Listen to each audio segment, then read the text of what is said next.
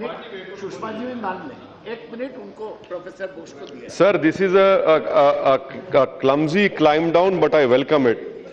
This is a procedural breakthrough, not a substantive breakthrough. I would like to know from the Honourable Minister whether this comprehensive bilateral dialogue would be uninterruptible. Has the government given an assurance that the Prime Minister will visit Islamabad during the SARC conference? Will India get the most favoured nation status?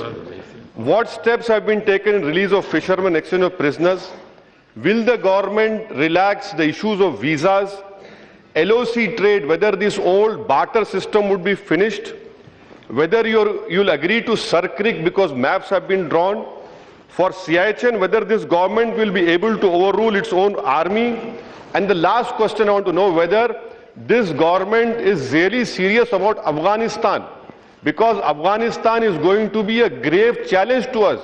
After spending of trillions of dollars, we still see that the government is not in control. So whether India and Pakistan are going to sit down and talk about how stable Afghanistan can be made, because it is in our interest that Afghanistan remains stable, because the way Taliban is going to come back for sure over there.